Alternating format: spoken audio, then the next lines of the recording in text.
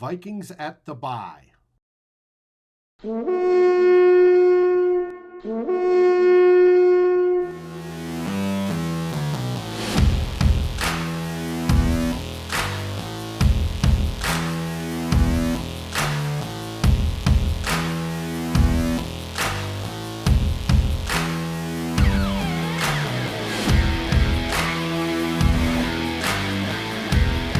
morning, Gallahorn! It's Dave, Ted, Drew, and Chris back for part two of our special bye week episode. You're seeing this on Monday morning. It's normally in place of our In the Raw show, but like we said, it's the bye week. So there is no In the Raw other than what we did this weekend. But nobody's telling. Anyways, how you doing, Chris? I am doing all right, and yeah, what I did on this weekend is none of your damn business. So yeah. Ted, how you doing? Gentlemen, Bill, just like I was 25 minutes ago. I'm sorry. This is now Monday. Way to kill the magic, Ted. That's beautiful, man. I'm still good, man. My wife's still in India. I had a whole entire weekend of nothing but football and cooking out meat on a grill. It was great. Oh, that's awesome. Drew, how you doing? Cooking my meat on a grill, baby. It is Monday right now, and we are undefeated. We didn't do a show earlier. I've been fired up to do this show. That's cool. We didn't lose this weekend. Vikings are on a roll. Good to see God, you guys. we're all wearing the same clothes we wore for the other show, too. Yeah, that's right. That's so weird. It's weird. You know what's weird? My kids, they used to wake up in the morning and come out, and I'd be having the poker game going still. And they'd go, "You're wearing the same clothes." And I'd go, "Oh, yeah." But they always caught on to that same clothes. You know, I'm used to it. Beverage for this one is Voodoo Ranger Spicy Haze. Got to step up from your Brussels sprout ale. No, it's not. That's like asparagus. That's like an asparagus Hefeweizen. God almighty with those IPAs, dude. Hey, wow. I love them. I just can't help it. Being stationed in England, I learned to love bitter ales. But you can't find a good bitter over here. The closest thing to a bitter ale is an IPA. Sacramento, a lot of bitter. We got bitter on every corner, baby. Bitter? Hell, I don't even know her. I love this show. Oh, God. Chris. I'm sorry. That was uncalled for. That was called for. That's right in the alley of this show. What are you talking about? Yeah, I'm just trying to fit in, folks. That's and you're doing well. Yeah. Chris, since Good Morning Gallahorn has been with Daily Norseman for a while, we're also part of the Climbing the Pocket Network, which is partnered with Daily Norseman. Tell us about Daily Norseman. What is going on this weekend or this week or recently that you want to tell us about, tell the viewers about? Have we got any new cool writers, perchance? Not recently. I mean, a lot of the same folks are handling a lot of the same stuff. I mean, we just keep doing what we usually do. I mean, Ted's got the stock market report, and we've got Eric with his preview and his picks every week. And, you know, a lot of the, we're getting into the home stretch of the season, and we're just trying to continue focusing on bringing everyone quality Vikings coverage, and you folks from Climbing the Pocket are continuing to bring the awesomeness with the podcasts, with all the different shows, including the brand new show, Unbelievable, which looks like it's going to be pretty sweet as well. So, yeah, we're just going to continue cranking out the coverage, and we hope that people continues to read it, and people continue to read it for our English-speaking audience, and yeah, hopefully we'll be doing it all the way into January, and hell, maybe even into February. Why not? I hope so. Now, why not us? You mentioned Eric, you mentioned Ted. Yourself is an outstanding writer. I also like Warren. What he does Yes. in his breakouts is just superb. And I just want Yes. to give a shout out for him also. And there's some great fans on the site that are quite knowledgeable and Hmm. do some great work as well. And for anybody that hasn't checked out Daily Norseman, please do. It is the biggest fan site for the Minnesota Vikings out there. Period.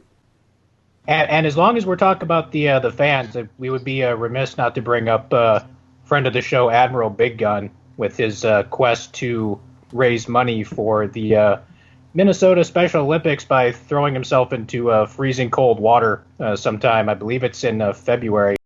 His original goal was $1,000. He's already passed that. I think he's bumped the goal up to like $3,000, which I think is doable. But yeah, we've featured that on the site. We'll probably bump it a couple times as it gets closer. But yeah, Special Olympics is always a great cause, and we want if the dude's going to go and freeze his ass off for Totally, dude. the benefit of the Special Olympics. We could just well make it worth his while. So He shares the yeah. video. I'll have to get it from him if he doesn't post it on Daily Yes. Norseman to post it here. Yeah. And he is quite insane. But as viewers of Good Morning Gallahorn know, Admiral Big Gun is the founder of Tailgate Masters. And the dude can cook. Oh my, can he cook? And he makes the best spices and rubs out there. Period. That's why we started a couple years ago doing our spicy hot takes. Scott is a good friend of mine. And Admiral Big Gun, you rock. Yeah, Scott's good people, man. Go support him. Mhm. He's a really good guy. Drew, what do you have plans for this weekend? You going to overdose on football? I watch football every week. Football's only here a certain amount of months out of the year, so I make sure to get my fill. Watching football, got a big game with my week from Saturday, so I start prepping for a little Wolverine beatdown of Ohio State. I got a little bit of that going on. Here we go. But Go. I've already been informed that the Niners will beat that team from Wisconsin, so by the end of the working football week, the Vikings will be tied for first. Be happy about that. And not generally much of anything. I don't really do much of anything anymore, Dave. Besides, hey, dude, cool birds. I'm kind of a loser. No. Wow. But you do. But that's all right. The world needs guys like us. No, but you're an awesome musician, and you can sing, surprisingly. Which isn't bad. Oh, God, we don't need any of that going on. I may do some of that this weekend. Oh, cool. I may do my own In the Raw little voiceover. So, yeah, just football and stuff. When you're in your 50s, football's pretty exciting. Uh-huh. Ted, you got any plans that you want to tell the folks after Monday? I know you're going to sit down and write something. Yeah, probably. Don't know what yet, but I'll probably do. I started doing the weekly playoff odds thing, which will change based on the games. Even though the Vikings aren't playing, it'll change based on the outcomes of this past weekend's games. So look for that. I kind of look at my writing duty on the Daily Norseman as my job as a government employee. Do as little as possible to get paid as much as I can.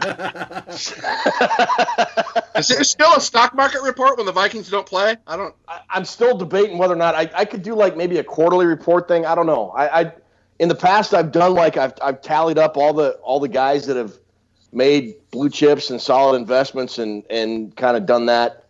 I don't know. Yeah, I'll have time, I think. I do Lord like the knows new I won't have IPO. Vikings football. Huh? I do like the new IPO category this year. Thank you. I thought you said IPA. I'm like, that'll never be on the stock market report ever. It But should. yeah, added that category this year based on commentator or commenter feedback. I just was kind of looking for some new ideas. So yeah, I'll write stuff. I always do. Cool. Outstanding. All right. It's Monday. The weekend's over. We are looking going into Seattle. No. What key things do the Vikings need to do to win this game? Ted? Look, the only game that really matters this week is not Seattle and Minnesota. It's not. It's Ohio State and that team up north. That's the only game that really matters. That is what I put. You guys, you can laugh. You can laugh.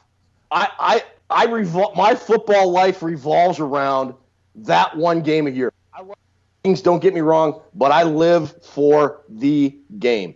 Period. Dot. Let's go.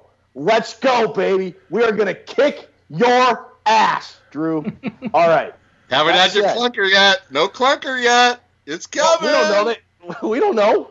Your clunker is Penn coming. State game might have been close. We're talking about. Anyways, Going to what the do the big house. Vikings need to do? The Vikings need to win. For the Vikings to win, they have got to come out and play like they did against Dallas on Sunday night. That, we talked about in the last show about going down 20-0, and yeah, okay, they still came back and beat Denver, but it's Denver, and it was at home. Seattle isn't Denver, and CenturyLink Field, or whatever the corporate name is where they play at now, and that great monsoon of a city, is a tough place to play. And you go down 20-0, or even 10-0, the chances of you coming out of there with a win are harder than it was at the opening kickoff. So the Vikings need to play very good from the outset, shut up the crowd in Seattle because it's a very loud stadium, and just play like they're capable of playing. And we've seen it. They can. They can play very, very good football. And if they do that, they're going to win.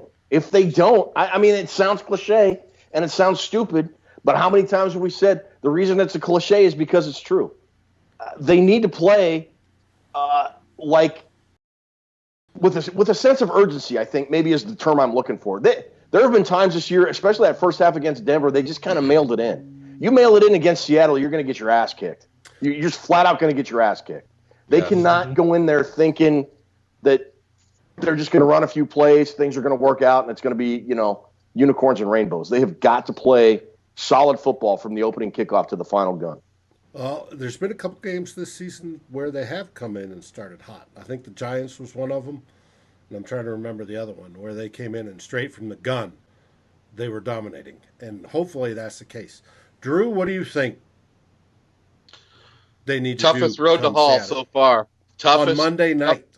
Toughest game to even game plan for at this point. You got Russell Wilson, who's always a pain in the ass. Seattle likes a great running football team with Carson. They get it going on the ground.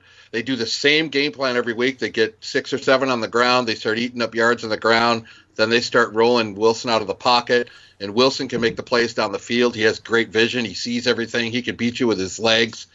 There's so much to stop with them offensively.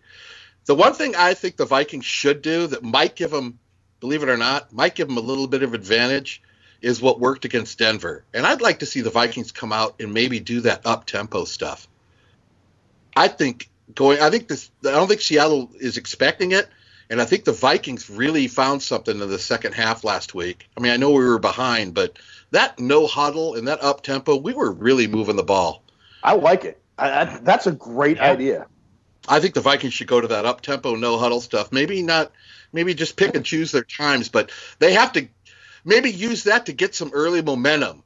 The thing that Seattle just starts rolling over you with momentum. They do. That's how they do it in that stadium. And the Vikings got to come out and punch first and do something that they're not expecting. It's going to be I tell you guys, this is going to be such a huge test for our secondary. It's going to be really, really difficult to stop Russell Wilson with his Lockett. And then they got that one guy who's 8'4", that other Metcalf guy. Metcalf. Oh my God, he's starting to round into shape. And the Seahawks, it's going to be tough. It's going to be tough. But the Vikings, if they don't self-implode like they do with their own problems, then they got a shot. But I think they need to throw some wrinkles into this one, guys. Maybe some up tempo. Maybe throw some things they haven't seen yet. So, Chris, do you think they could come in fired up? I certainly think they can. They have the capability of it. I mean, and I think, we mentioned the up-tempo type offense and whatnot, and I think something that might be helpful, and it's going to go against everything that we wanted to see from the Vikings this year, but they need to actually kind of put the ball in the air early and often against this Seattle defense, I think, because, the Seahawks have been pretty solid against the run defensively, but their secondary, it's not Richard Sherman and Cam Chancellor and Earl Thomas back there anymore. That their secondary has some weak spots, and particularly if this team gets Adam Thielen back, and we can start running Diggs and Thielen, and Irv Smith is starting to make a huge impact, and Rudolph has come back, and I don't think the Seahawks can cover everybody that the Vikings can run out there, and I know the instinct for most of the season is to try to get Dalvin Cook going and feed off of that, but we saw it from Kirk Cousins last week. He put the team on his back and, brought them back when nothing else was working. And, if they can get him going, that might loosen some of the things up, and then you can hit him with Dalvin Cook and Alexander Madison and work things that way. Use the pass to set up the run, yes. Mm-hmm. And good idea. Kirk Cousins, if he's successful early, and I said this on a previous show, if he hits that first long ball, he's usually golden. Well, that would play into that. I agree. Seattle has a secondary that can be targeted. And if you do that, we have a running start, and they can dispel that it's in prime time against a good team. It is on turf versus grass, which I don't understand why everything in its brother grows up in Seattle. They can do it. I hope they do. This is one of those games at the beginning of the season that people said, may be a loss. Still saying it. What are you talking about? Well, I hope they go in there and change minds. It looks like to me we're going to have to be in the high 30s to win this game. With the way our secondary is playing, the way Russell Wilson can throw the ball around the yard. I mean, I could see this game being 14-14 at the end of the first quarter. The problem is we got to keep up with them. If we start going 3 and out and 3 and out and 3 and out on offense, as long as the defense is doing that. But when we're doing 3 and out, 3 and out, 3 and out, the defense is kind of hanging their head too. So the offense, like Chris said, let's hit them in the face, or throw the ball, put the ball in the air a little bit, get the defense something to play for. I don't know. We hope so. Look at our secondary, guys. Look at Russell Wilson against their secondary come on, man. Well, who's he going to pick? I just peed a little bit thinking. Am I wrong? Tell me I'm wrong. But right now, our secondary going up against Russell Wilson to me sounds like that doesn't sound good at all. You're not. And by the way, Harrison Smith hurt his hamstring in the second half of the Denver game, so it'll be interesting to see what his status is when the Vikings come back off their bye.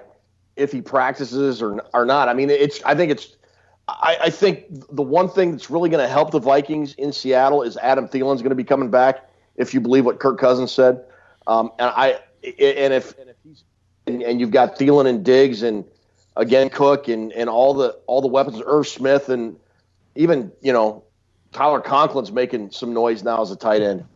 The Vikings have an offense, I think now, 11 games into the season, they can go toe-to-toe with anybody. But I think it's weird, like you mentioned, Drew, that now that the offense has finally found its stride and they can score from just about anywhere on the field at any time, it's the defenses that's what we're becoming worried about. And, with Rhodes and Trey Waynes and Mike Hughes not playing well, you add a Harrison Smith injury into that mix, and you're looking at a secondary that's scary when it comes up against an offense like Seattle's. That's now you're almost thinking you have to win a shootout, and now do you want to have to get into a shootout with a team like Seattle at their place? I don't think that's a recipe for success. No, when you play Seattle, you almost like it when they're handing the ball to Carson. because that's all Wilson's doing. When he starts improvising and throwing 50-yard passes, that's when it's getting. And I hear people say, and it's one term that bugs me: put a spy on him. Put a spy on Wilson. You know what? A spy doesn't mean shit if you can't tackle him. So a lot of people say, well, I'll just put a spy on him. Oh, okay, move on to the next problem. It's a lot harder than just put a spy on him. If the spy doesn't do anything, then what good is it? Yeah.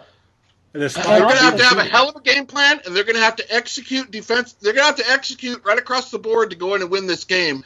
The Vikings can do it, but they have to formulate some kind of game plan, and they can't use the time frame. They have all this extra time. All this extra time, they should be able to come up with something. Get it done. Chris, Damn it for it. This year, Kirk Cousins has stepped up his play. He's obviously, by most measures, top 5 quarterback.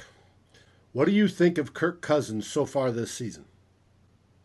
I mean, obviously, he's finally, I shouldn't say finally, but he's living up to, getting that 3-year, $84 million, fully every penny guaranteed contract that was unprecedented at the time. And, he's getting his opportunities. He's in this offense that seems to be a lot better suited for him as opposed to the John DeFilippo throw it 45 times a game offense that we were looking at last year. We did talk about the offensive line getting better, and it has gotten better. But, I think Cousins is showing, why this team wanted to spend the money on him and why they didn't keep Case Keenum or Teddy Bridgewater or whoever else it might have been. Because, they thought when they went into free agency that year, they could have gone after pretty much anybody they wanted or retained any of their own guys, and they decided that Cousins was their guy. And, he had his issues last year. I mean, all the issues last year weren't his. All the issues this year haven't been his. But, he has shown that he does have that ability to be the guy. And, people ask, can the Vikings win a Super Bowl with Kirk Cousins? I certainly think the answer to that question now from just about everybody should be yes. Whereas, going into this season, that probably wasn't the case for the majority of fans. It wasn't for me. But yes. Oh, it still isn't, you hater. 23 of 26. What about those passes he threw over his head? Terrible. Just cut him. He mentioned I have been hard on him. I agree. This was the game last year after DeFilippo got fired after this game. Mm-hmm. Was the Seattle game. Remember wasn't it? Yeah, let's remember, we went in there and pulled the same kind of first half we had against the Broncos. They were shitty last year. The Vikings didn't get a first down until like 3 minutes left in the half. Yeah. It was terrible. So that alone should let Zimmer go. You can't pass that up, And if you guys remember, it was the defense that was keeping them in it. It was still anybody's game at halftime. It was a 6-point game, and we didn't have a first down. This year's defense won't do that, I don't think. If you play that first half in Seattle this year, you're getting blown out of that stadium, and all the feel good vibrations that the Vikings, I think, rightfully earned after 11 games are going to be brought into question again. I mean, if you lose a close game, and it's because if you lose a close game, I don't think it's going to be a terrible reaction. I don't think from the Vikings fan base, because deep down, I don't think a lot of fans I don't think a lot of people looked at this game and thought, "Oh, that's a game the Vikings are going to win."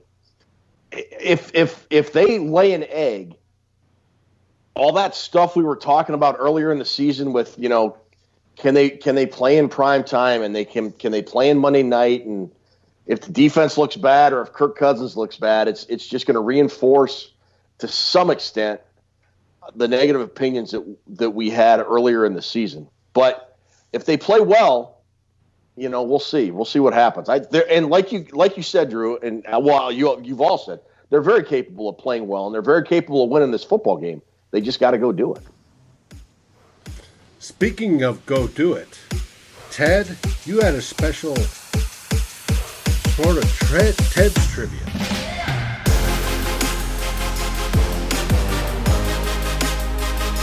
Yeah, so here's the deal. I was thinking about this today, and I just kind of want to do this. I'm not going to take a whole lot of time. but we all have either our favorite players or who you think the best players are.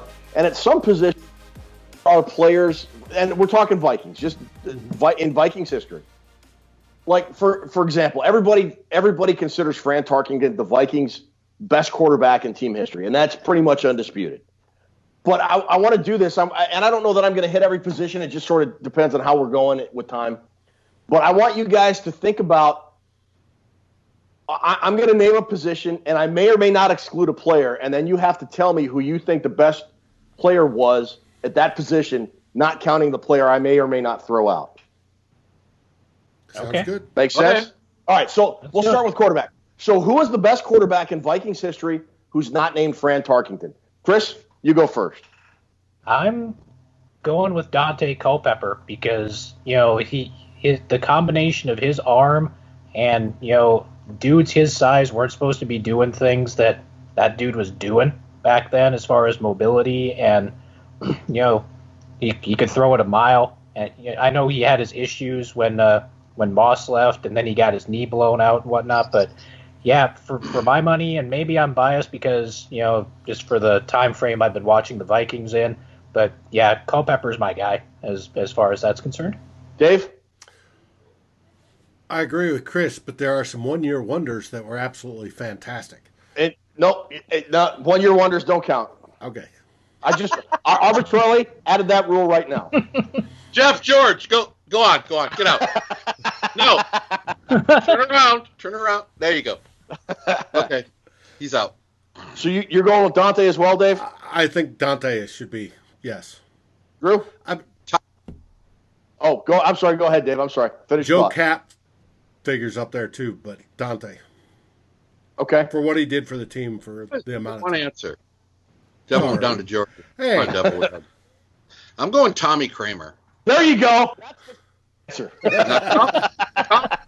Let me tell you something real quick, and I sum all this up in like 20 seconds. If Tommy Kramer had a bunch of those players Fran Tarkenton had, he'd have won a couple Super Bowls. That guy was great, without a doubt. He had garbage on the defensive side most of the time he was there. That guy, it was a gamer. He had a rocket for an arm, and most of all, he was fearless. That's what I loved about Kramer. But Kramer kind of Fran had all these superstars around him, and they all kind of aged out when Tommy got there. I think Kramer is right behind Tarkenton in terms of our best quarterbacks. All right. Best running back not named Adrian Peterson. Drew. Robert Smith. Done. Wow, okay. Dave. You can't name three either. Yeah, one. Robert Smith, obviously. But you got Bill Brown, and there's some good ones. But Robert Smith. Okay. Dalvin Cook may get there. That's three names. We told you one name. You've already given us three. It's the politician in me. Chris, what do you got? I'm going to have to make it a clean sweep for Robert Smith here. I mean, I've seen a lot of film of Chuck Foreman from back in the day, but yeah, just like I said, I'm going off of the time frame that I have reference for, and yeah, I'm going to go with Robert Smith. Once again, you all three are wrong. The correct answer is Chuck Foreman. Chuck Foreman. It's hard not to pick Chuck because Chuck was a wide receiver and a running back. Seemed like combo, but yeah. That could easily be the best. Let's go with best. All right, we'll switch over to defense now. Best defensive lineman can be either a defensive tackle or defensive end, and I'm not going to exclude any players because the Vikings, of all positions, I would argue defensive line is quite possibly the deepest. Dave, you go first. Eller. Defensive lineman. Carl Eller. Not a bad choice. Chris. I'm going Alan Page. That's a better choice. Yeah. Drew. Alan Page. There's no other answer for this. It's Alan Page. Yeah, I'm going to go with Alan Page. All right, so Alan Page. Best. That probably should have been the one you excluded. Best wide receiver not named Randy Moss. Drew, go first. Anthony Carter from the No. All right, yeah, that's a good choice. Chris? If I can't say Moss, I got to say Carter because Carter, that's Anthony the Ohio State version. All right, Drew, Yeah. or I'm sorry, Dave. Chris Carter. Yeah, who am I kidding? It's Chris Carter. Sorry. It's Chris Carter. Yeah. All righty. Last one, and this is going to sort of be my Last trick. one. Well, okay, all right, we'll keep going. We got time, Dave? Hey, let's Dave, do we got time? Yeah. We got time. We got all the Okay. time. You know, Yes. another position we're really deep at through the years, I thought was safety. That would be a good one to do. We've had a lot of good safeties play here. Okay. Yeah. All right, yeah, that's good. I'm not going to put because there's. Yeah. Okay. Drew, you brought it up. Best safety of all time. I'm not no exclusionary names. Well, you know what? No, I'm going to exclude Paul Kraus because he's in the Hall of Fame. Say Paul Kraus is it. That my eyes have seen, it's got to be Joey Browner. Was the best Okay. safety. I would pick Paul Kraus, but since he's excluded, Browner was tremendous talent. He was everywhere. The guy hit you he ran like a deer and hit you like a soda pop machine. He was brutal. Chris, who do you got? As much as I love Joey Browner, I'm going with Harrison Smith. Wow, new Harrison- school. Ooh. Good selection. Harrison Smith, I've said this on the site before, he's the one guy on the Vikings defense that you always consistently know is going to do his job, whether it's coverage, whether it's run support, whether it's blitzing. He makes it so that the other 10 guys on the defense can do, their jobs. He is by far the best and most consistent guy, and he's my pick if Paul Kraus isn't on the table. Dave? I agree because Harrison Smith is Mike Zimmer's wild card. He can play in the box. He can play in the back. He can cover just about anybody. He does things that drives offensive coordinators crazy, and he's just superb. Joey Browner obviously deserves kudos and is right behind him, but Harrison Smith should be it other than Paul Kraus. Okay, got it. All right. Wait, that was Joey Browner. All right, He you're wants all to ask wrong. you guys.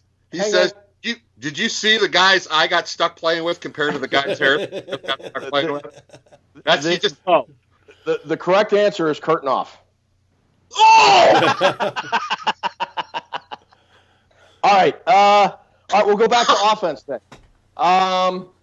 Best offensive lineman, and I'm not because the Vikings have several Hall of Famers. Randall McDaniel, Mick Tingelhoff, Ron Yeri. So I'm not going to exclude any names. Chris, we'll start with you. It's Randall McDaniel because you look at that guy's career.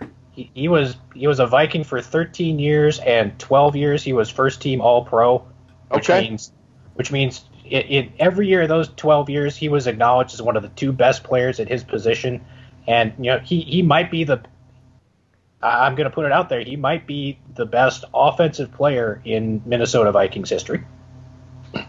Yeah. Wow, all right, that's a spicy hot take right there. It is sponsored by Tailgate Master. That's right.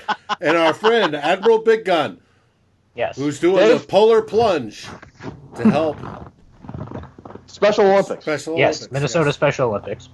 All right, Dave, who do you got? I got. That's a good one. Chris is very good. I'll go Very Ron persuasive, Yeri. Mark. What, your Yeah. bird didn't like Ron What the Yeri? hell was that? That was Jeffrey waiting for me to. My wife went outside, so all the birds are freaking out. Oh. Ron Yeri's a very good pick. Ron Yeri, okay. He dominated.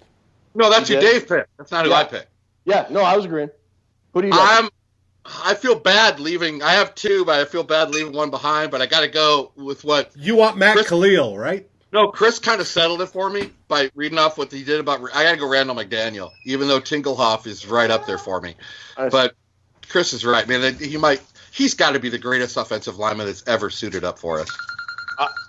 The only way, you're all wrong. It's Mick Tingelhoff.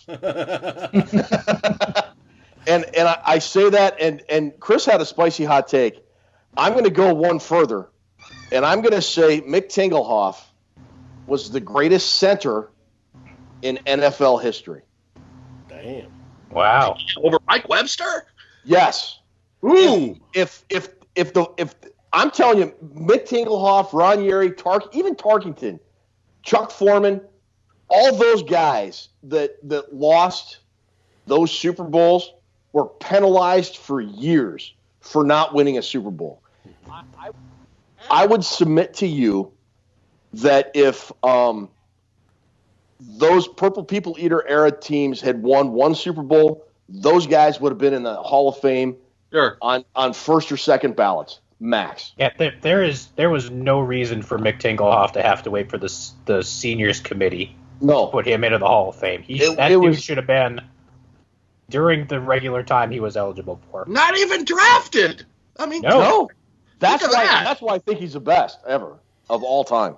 That is crazy. So we've got we got two positions left. We've got cornerback, tight end. Let's go with tight end. Since Drew, you brought it up, you go first. And I'm going to exclude Steve Jordan because I think most everybody would pick him.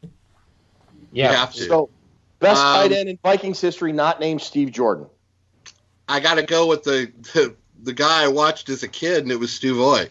Stu Voigt was, it's kind of hard to put Stu Voigt over Kyle Rudolph, but Voigt was pretty solid for Tarkenton. He was his security blanket back at him and Tucker both during the kind of split time, but I'm going to go Stu Voigt. Dave? I'm going to quantify it as blocking tight end. It's my favorite player ever.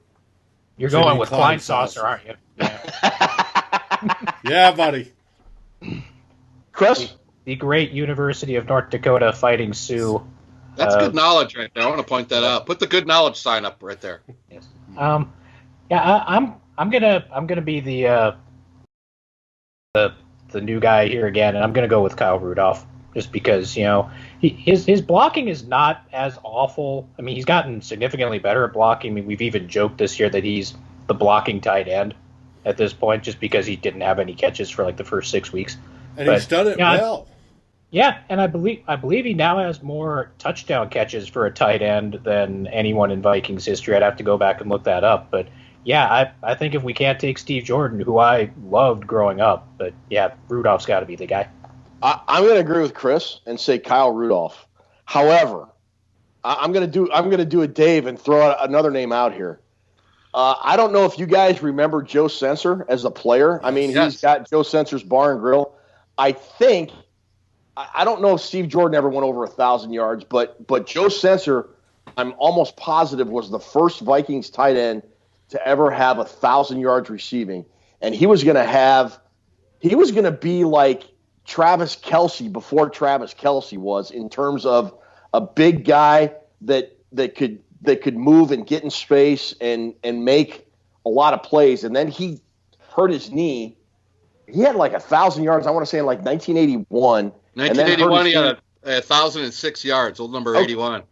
He was a tremendous tight end. He was good. And was never the same guy after that injury. If he had him 1 or 2 more years, but I'm going to go with Kyle Rudolph. No, and I don't think Jordan ever got over 1,000 either. I think he came close a couple times, but I don't think he ever. I think Sensor's the only one. Okay. Last one before I want to do my quick little tribute. Cornerback, and I'm not going to put. There's been a lot of great cornerbacks in Vikings history, and I'm not going to put an exclusion on this. Dave, who do you got? Easy then, easy. Old school, Bobby Bryant. Chris? I'm going to go newer school again because he might be my favorite all-time Vikings player. I'm going to say Antoine Winfield. All right. Good one. That's a good one. Drew? Just because he said Bryant, which is an excellent choice, I'm going to pick Carl Lee. I always thought he was excellent. Outstanding he choice. Really was. He was. Carl Lee always seemed to be in position all the time and not make stupid pass interference plays. You hear that? and that was during the time you could like mug people and get away with it and stuff. Yeah. And he still never got called for anything awful. So I loved his game. I thought he had a really good game.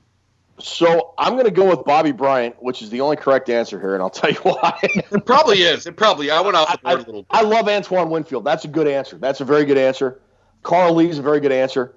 But if for guys that are too young to remember him, go look up his statistics sometime. He had over 50 career interceptions, which would have been a Vikings record had it not been for Paul Kraus, who set the all-time NFL record for interceptions. Bobby Bryant, and again, I think Bobby Bryant is one of those guys that got penalized for not winning the Super Bowl. Mm-hmm. You put his statistics up against any other cornerback in the NFL Hall or the Pro Football Hall of Fame, is up exceedingly well to every single guy. He made huge plays in NFC Championship games. He had a pick six in the 72 NFC Championship game. He had what I consider to be the most exciting play in Vikings postseason history before the Minneapolis Miracle, which was his blocked field goal of Tom Dempsey in the 76 NFC Championship game that completely changed the tone of that game, and he went 90 yards for a touchdown. Bobby Bryant just made plays, man. And the only time he didn't make plays was when the rest of the team laid down, was in the Super Bowl. So I'm going with Bobby Bryant. All right. So the last one I want to talk about is kicker. And it's there's only one answer for this, and I'm not going to exclude him because he just passed away. And he was Fred Cox, who was still the Vikings' all-time leading scorer. He had almost 700 points. And he kicked in an era where he played in miserable conditions on miserable field conditions. They didn't have field turf back then. They played on mud pies and cow pastures. Frozen. Yeah. Wind. And he was one of the last straight-on kickers in the NFL. So we didn't get to this in our first show, but I just think Fred Cox's accomplishments need to be recognized. And Godspeed to you, Mr. Cox. And thank you for inventing the Nerf football. For those of you that don't know, he invented the Nerf football. And I've already had hours of enjoyment throwing a Nerf with my grandson. So until Valhalla, Fred Cox. To Valhalla. I'd like to pass on a little something about Fred Cox. All right. Please don't tell me you did blow with him. No. Fred Cox, 15 seasons, get this, from 40 yards and in, and I'm going to piggyback off what Ted just said about playing in blizzards and snow, and all its shit conditions. From 40 yards and in, he was 147 for 171, which is pretty damn good, kicking outside in that garbage weather. In that era, The thing I remember about Fred Cox is the one-bar face mask. And let me tell you, this is a game, it was right at the end of 1973. We went to, I want to say it was New York. I think it was New York to play the Giants. And the Vikings stalled down by the goal line. They had this really short kick. It's like 25-yarder. It's like kicking it from 30 yards. It's like kicking it from the 20, which is just a little bit longer than a point after touchdown. It's cold and shit. It's 25 degrees, wind's blowing and shit. Cox runs out there, and he's all bundled up and shit. He runs out there, sets up for the field goal, and he kicks it. He kicks it so bad to the left. The ball's just shanking. Right when it leaves his foot, it's shanking to the left. And all of a sudden, this big wind gust catches it and barely takes it over the crossbar, and it's good. And the camera shot to Fred Cox, and this is exactly what he did. This is why I love him. This is what he did. That was Fred Cox. He never took the game too seriously. It was such a horrible kick, and it was like going left, and the wind brought it back in, and he was like, the look on his face was like awesome. It's like exactly the reaction all of us would have. Just I don't know, that moment sticks out to me. That's my Fred Cox moment, because it was like no big deal. Like, oh well, it went through. And I didn't get an opportunity to watch Fred Cox growing up. I mean, the year he retired from the NFL, I was like 1, so I didn't get an opportunity to see. But I found the video that we added to our post about him on DN, and it kind of went through. The main focus was his invention of the Nerf football or whatever, but they had something at the beginning of the piece. That guy was originally drafted to be a running back. Yeah. And he was drafted as a running back, and he wasn't going to make the team as a running back, and then they were like, oh, why don't you go try kicking? All right. Yeah. And then he played 15 years, and when he retired, he was the second highest scorer in the history of the National Football League. Yeah, when he was drafted. A dude that wasn't even a kicker. It was by the Browns, right? And he was going to be the lead blocker for Jim Brown. Yeah, he was drafted. Really? Are you kidding me? Yeah, no. He was drafted in both in the 61 NFL draft and the AFL draft. And he didn't wind up playing for either of those teams. He wound up playing for Minnesota instead. And yeah, like Ted said, he was drafted to be the lead blocker for Jim Brown, and then they were like, no, why don't you go be a kicker instead? He couldn't beat out Luke Rosa in Cleveland, and so he wound up in Minnesota. He's going to beat out the toe Groza. I mean, come on, man. That's what he said.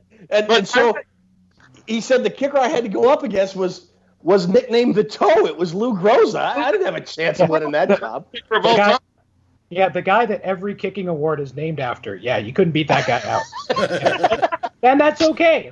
They still give out the Lou Groza Award, I think, for the best college kicker or something like that. But AFL, Fred Cox was taken like in the 28th round of the AFL draft. But I didn't know about all this running back stuff. You know what? Cox never had the big booming leg. Ted, he would run out there and he'd kick, right? And then you kind of picture him running back to the sideline and then flipping burgers on the grill or something. If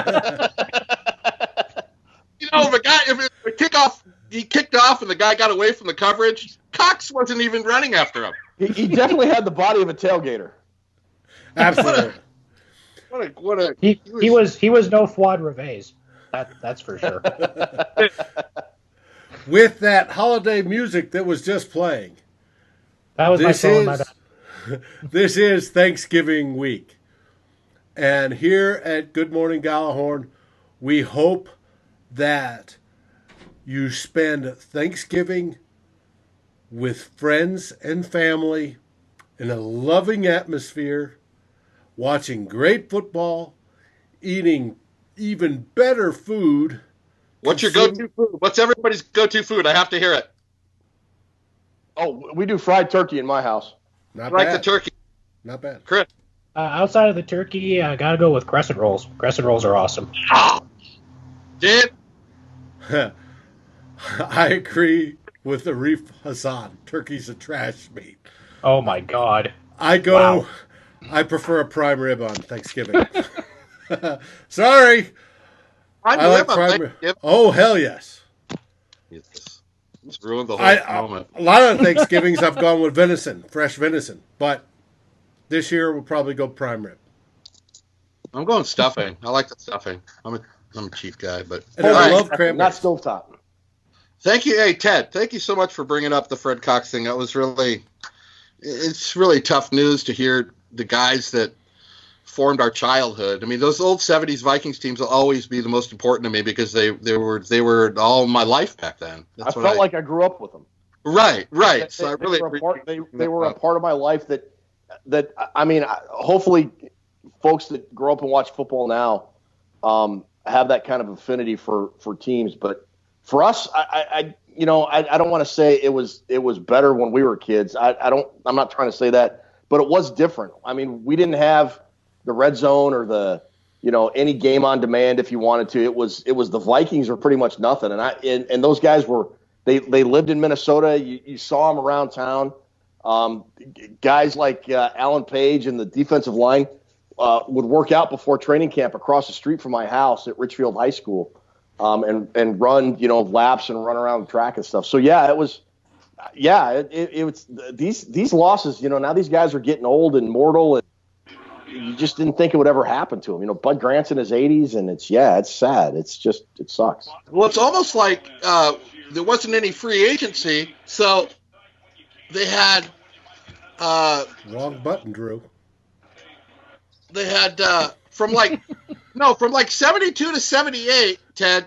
It was the same 22 offense team, the same starters for like 6 years. Nobody left. It was the same guys. So you could get behind the guys. They became more of. I mean, it wasn't like 3 or 4 or 5 guys leaving every year. It was the same 22 starters for like 6 years until Tarkenton retired. They all stuck together. I mean, nobody left. And so you knew the same team was coming back, same defensive, same linebackers. It's the same guys coming in there. So same coaching staff.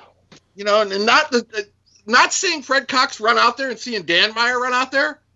I just look at it and go, this isn't right. Yeah.